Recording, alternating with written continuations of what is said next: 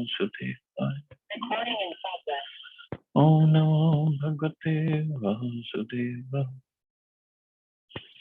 Narayanam Namaskritya Naram Chet Narottam Devim Saraswatim Vyasam Tato Jayamudiri Nashtagrayeshu Shu Nityam Bhagavata Sevaya Bhagavati Uttam Shloke Bhaktir Bhavati Nashtiki.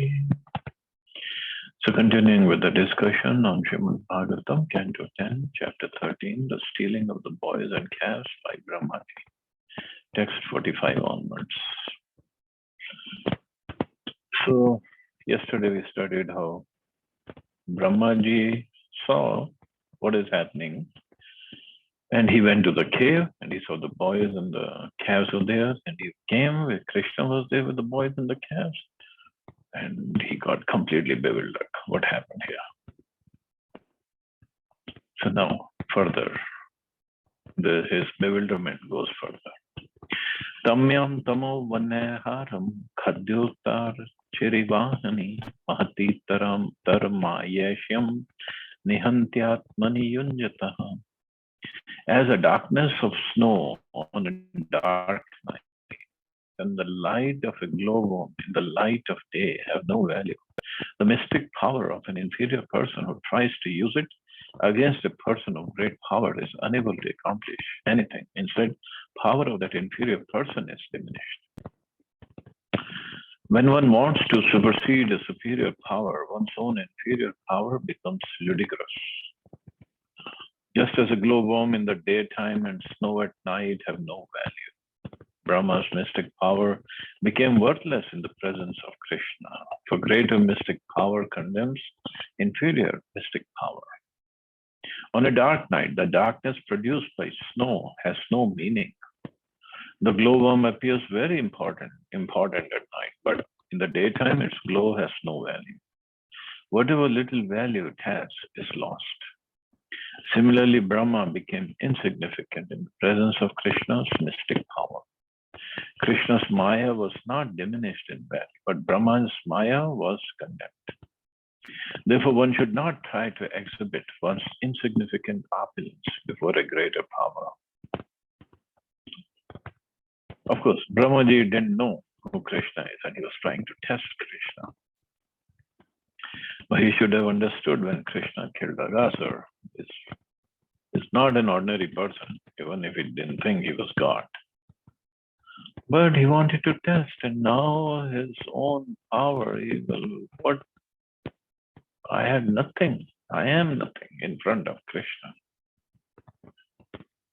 Tavat sarve vatsapala pashyatu ajasya tatchana vyadrashyant ghanashyamaha pitakoshe vasasa.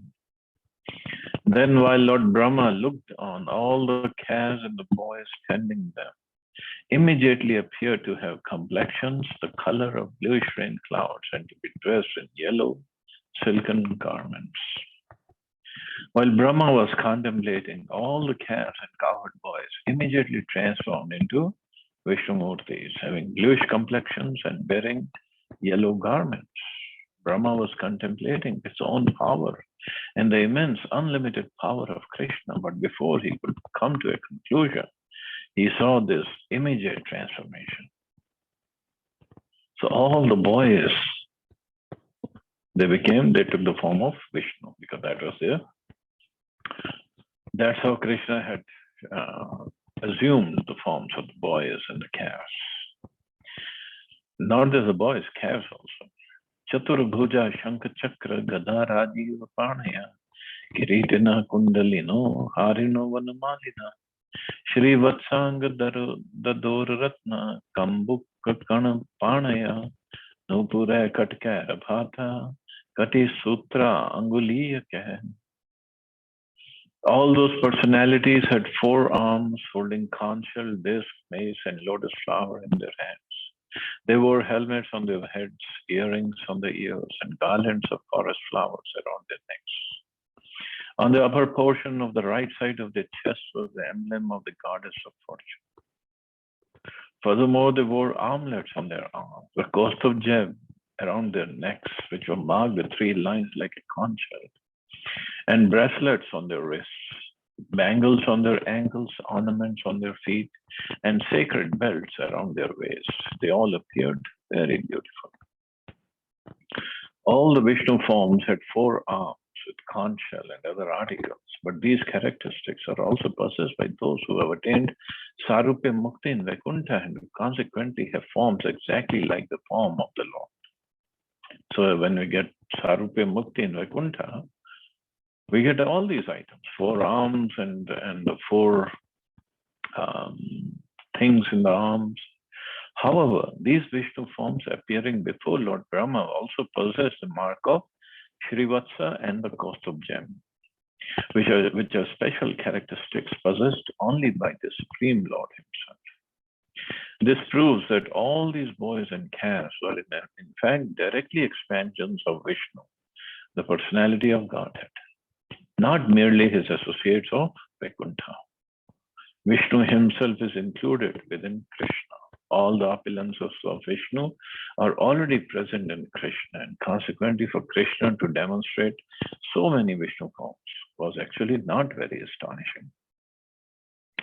The Shrivatsa Mark is described by the Vaishnav Toshani as being a curl of fine yellow hair on the upper portion of the right side of Lord Vishnu's chest.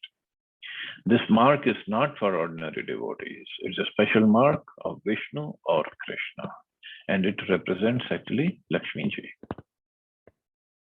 So it's only with Lord Vishnu. Anghrimastakama purnas tulsin vadamapi komala sarvagatreshu bhuri punya vadarpita.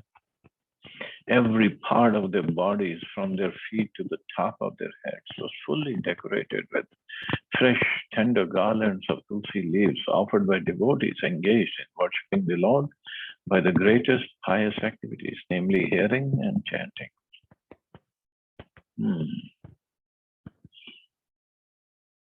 The word Bhuri Punyad Arpita is significant in this verse. These forms of Vishnu were worshipped by those who had performed pious activities, Sukritivi, for many births and who were constantly engaged in devotion service.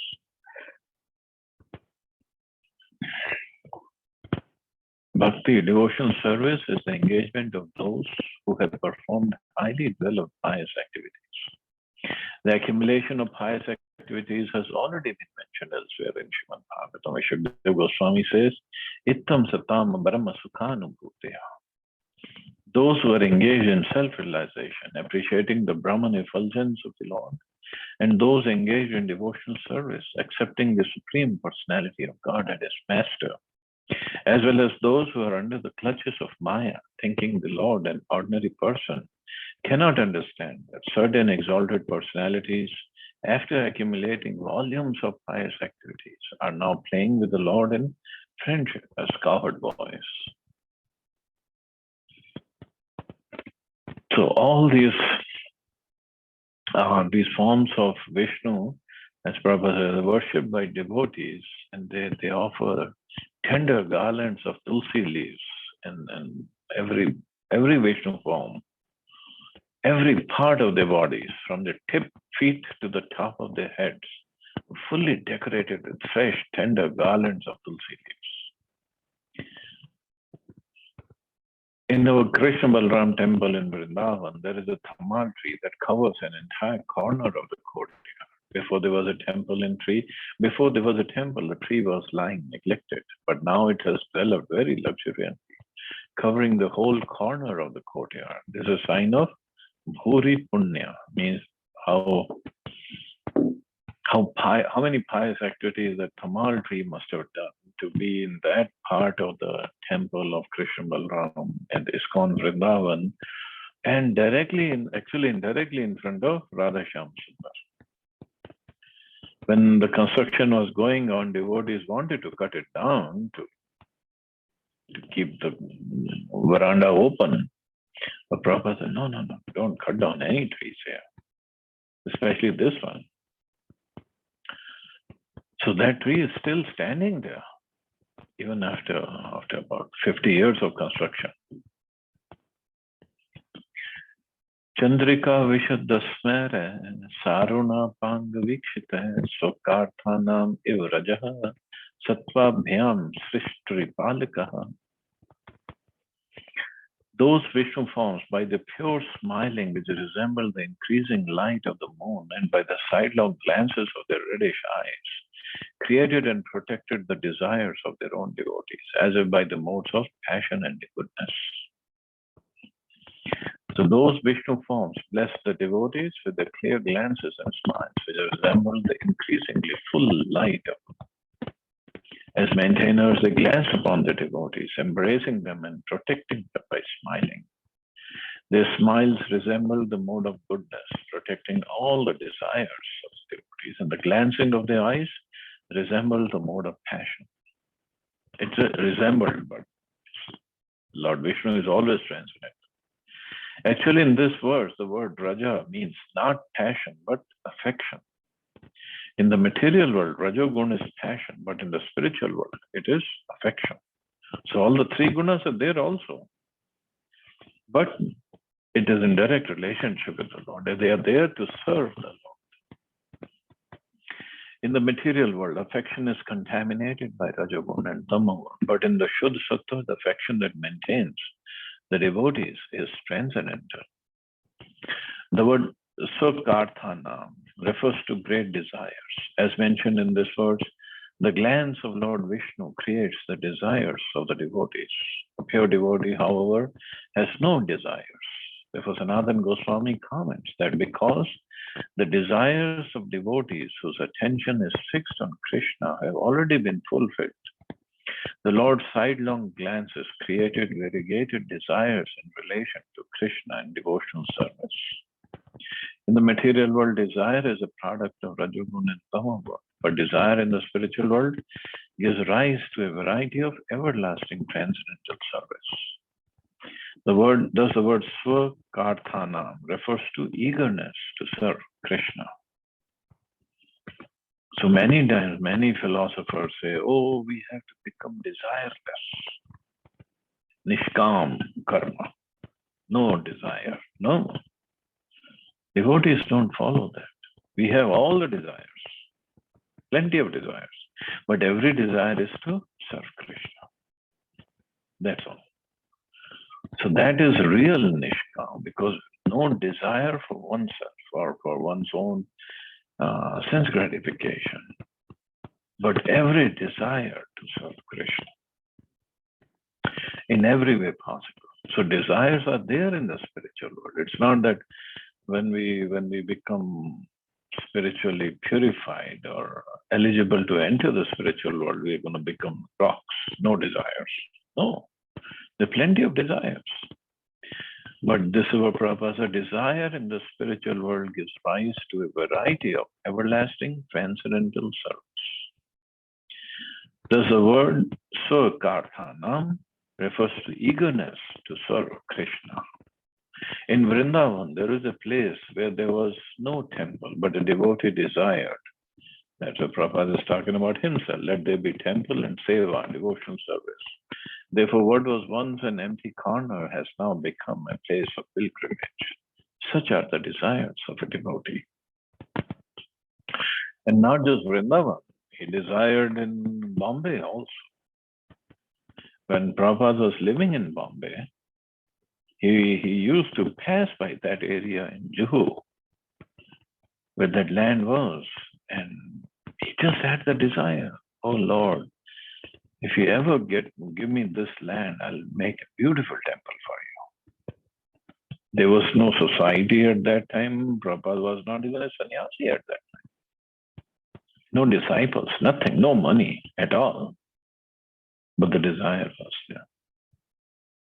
So when he came to America in 1966, went back in 72 or so, and then had money, acquired that land, and there was big time court cases and fighting and so many issues, so many problems. And finally he got hold of that land, and then he built a marvelous, beautiful temple for Radha Rasa Bihari. And before even Prabhupada got that land was being used by all kinds of gundas, and illegal liquor business was going on that land. But somehow Prabhupada had that desire. Maybe Krishna put the desire in his heart that he wants a temple at this place. And Krishna fulfilled that desire. And in fact, if you have been to Chowpatty temple or not, but you must have heard of wonderful devotees there under the guidance of Radhanath Maharaj, doing wonderful, wonderful preaching, and so many devotees coming out of the temple. Prabhupada, it is said, he went with the Shyam Sundar Prabhu in Bombay, in that area, and that street, Prabhupada didn't go on that street, and they're passing by on that street. Prabhupada said, once there will be a very big temple here. And if Prabhupada saw that, it happened. So a devotee, if he desires, if he says something, a pure devotee of the caliber of Srila Prabhupada, definitely that has to be true. Krishna makes sure this happens. So the point is, devotees are not without desires. Of course, no desire for themselves. Every desire. How best Krishna can be served. Atma distamba paryanta murti mam vishchara nritya gita dhyane karha prithak prithak upasita. All beings, both moving and non-moving, from the four-headed Lord Brahma down to the most insignificant living entity, had taken forms and were differently worshipping those Vishnu Murtis according to their respective capacities with various means of worship, such as dancing and singing. So every cow, calf, and the cowherd boy, they took the form of Lord Vishnu because that was their form. And Brahmaji must be watching them in more amaze. Everybody was dancing and singing with their respective capacities. They were serving or worshipping. Innumerable living entities are engaged in different types of worship of the Supreme according to their abilities and karma. But everyone is engaged. There is no one who is not serving. Jivera Swarupa Krishnera Nityavas. Of course, those who don't know that they have to serve Krishna, they're serving Krishna's Maya, but it's always Krishna. Therefore, the Mahabhagavad, the topmost devotee, sees everyone as being engaged in the service of Krishna. Only himself does he see as not engaged. We have to elevate ourselves from a lower position to a higher position, and the topmost position is that of direct service in Vrindavan. But everyone is engaged in service. Denial of the service of the Lord is Maya. There are two kinds of living entities, the moving and non-moving. Trees, for example, stand in one place, whereas ants move. The smallest creatures had assumed different forms and were accordingly engaged in the service of Lord Vishnu. One receives the form according to the way one worships the Lord. One receives a form according to the way one worships the Lord. In the material world, the body one receives is guided by the demigods. This is sometimes referred to as the influence of the stars. As indicated in Bhagavad Gita by the words Prakriti Kriyamana. According to the laws of nature, one is controlled by the demigods. All living entities are serving Krishna in different ways, but when they are Krishna conscious, their service is fully manifest. As a flower in the bud gradually fructifies and yields its desired aroma and beauty, so when a living entity comes to the platform of Krishna consciousness, The beauty of his real form comes into full blossom. That's the ultimate beauty and the ultimate fulfillment of desire. So the real beauty comes out when we are serving Krishna with all our strength, all our possessions, everything, engaged completely in the service of Krishna. And this is what Brahmaji saw. And this is what Vrindavan is. Everybody, to the best possible way they can serve, they were serving Krishna. They were worshipping, they were serving Krishna. And what do living entities do outside Vrindavan or outside the service area of Krishna? They want to serve their senses. Basically, it's a service of their own senses. Whether it's they give it the name of, oh, I'm taking care of this country, I'm serving my country, I'm serving my motherland, I'm serving my family, my community. Ultimately, it's giving themselves pleasure. So they're serving their senses and the mind, nothing else. If it doesn't give them pleasure, nobody is ready to serve. Country, community, family, friends, whatever, nobody is ready to serve. But it gives them some satisfaction, some pleasure. But the Vrindavan, completely opposite. Whether they get pleasure or not, they have to serve Krishna. And when Krishna is pleased, and this is what Mahaprabhu also said in the Shikshashtakam, whether you embrace me or break my heart by not being present before me, you are my worshipable Lord. Unconditionally. No conditions attached. In return, Krishna gives plenty of pleasure.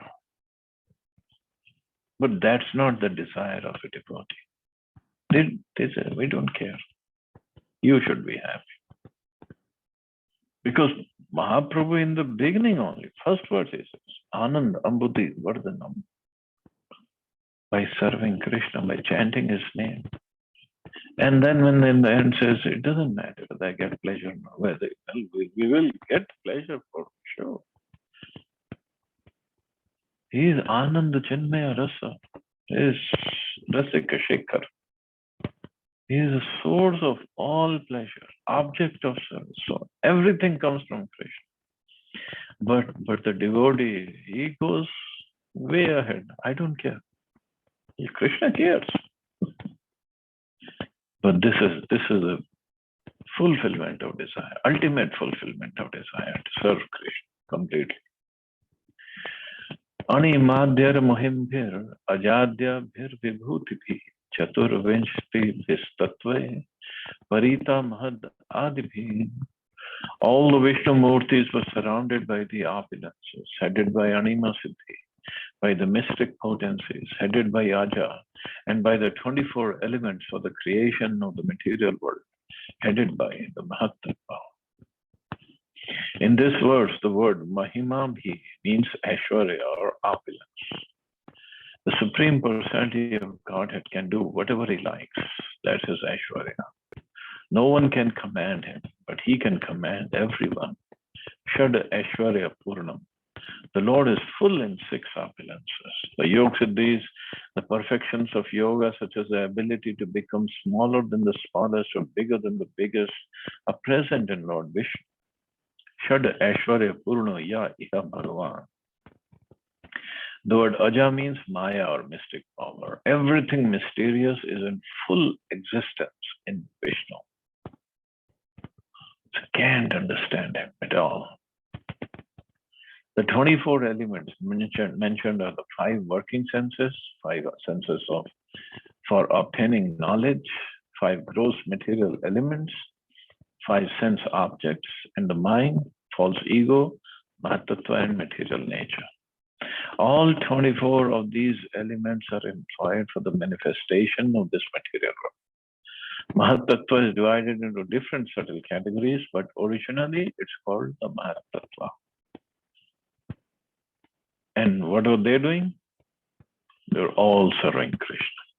All the Vishnu Murtis were surrounded by the opulences and by these 24 elements. We can't even imagine who Krishna or Vishnu is and how all these elements are surrounding him, serving him, and Brahmaji is seeing everything. Next verse has a long purport, so I guess I can stop here. See anybody has any questions or comments.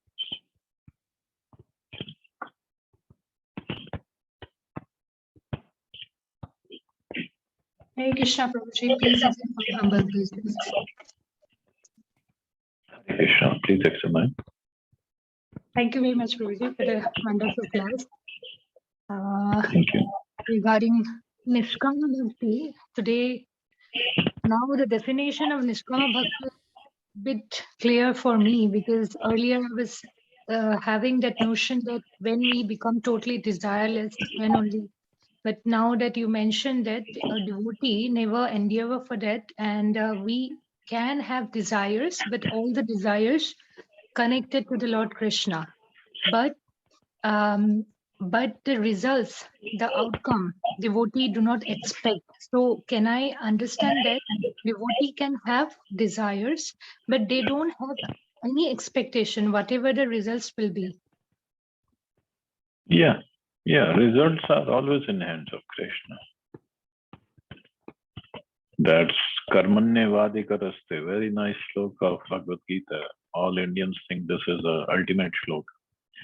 But it all means is you have a right to do your duty, but you don't have a right on the results of the duties. So from Shikshashtakam, as you also mentioned about the definition, translation, that whether Lord keep me or he leave me, so devotee do not have any such fear, as long as devotee can engage into the service of the Lord, so they are always happy.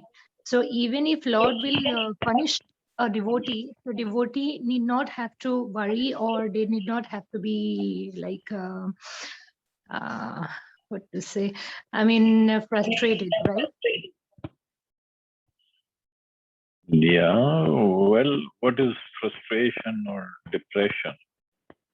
That is when my desires are not fulfilled or my expectations are not met.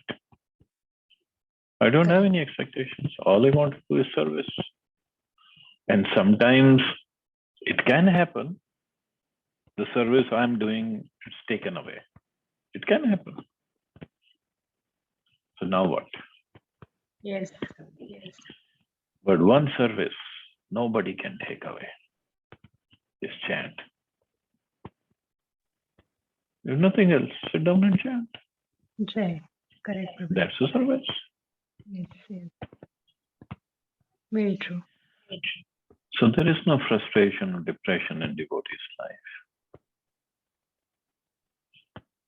So it is something like a kind of reminder only, which can help us constantly to be in that mode, because it is actually seems to be like it may take, I don't know how many lifetimes to reach to that stage.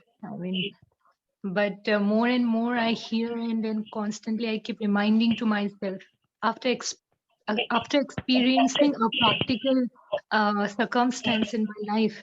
Actually, we don't know. Unless and until we don't come across with such a practical situations in our life, then only we understand that what is my level of devotion.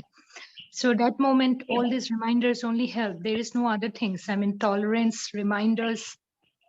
Sometimes I feel that it should come naturally, but that the inner, sometimes I feel I get that tendencies, but I have to again hold on, because to remember all these advices, instructions, or I don't know when that phase will come, that when things will happen spontaneously, like naturally.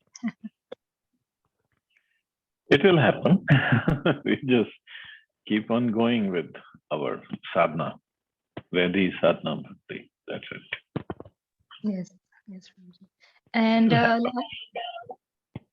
yes, Prabhuji, thank you. And last question, Prabhuji, you mentioned that in the spiritual world also there are 3 modes. I was not having that idea actually, but that 3 modes are transcendental modes. Can I understand that it's? Yeah, in spiritual world, everything is transcendental. Yeah, Prabhupada explained. No? See, Rajagun, in spiritual world, that means affection. Here it means passion. Passion leads to affection, but if it gives me pleasure.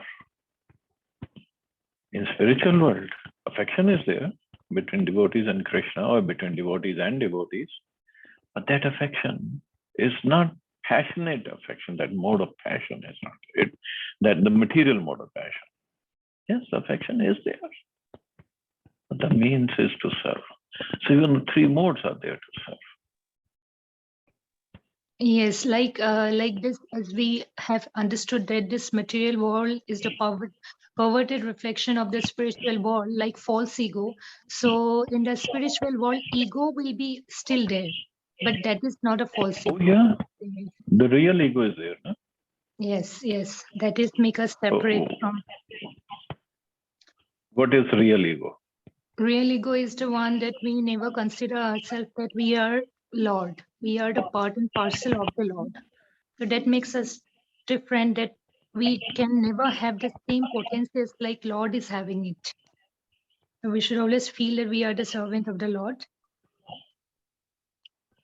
Yeah, but go beyond.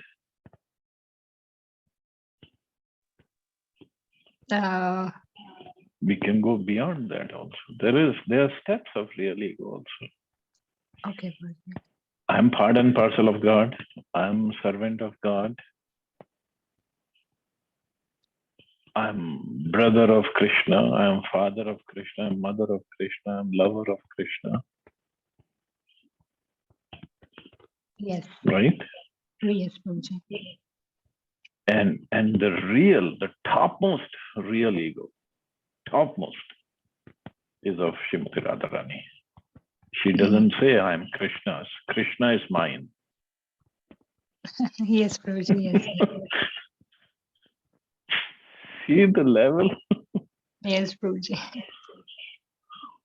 That is real ego.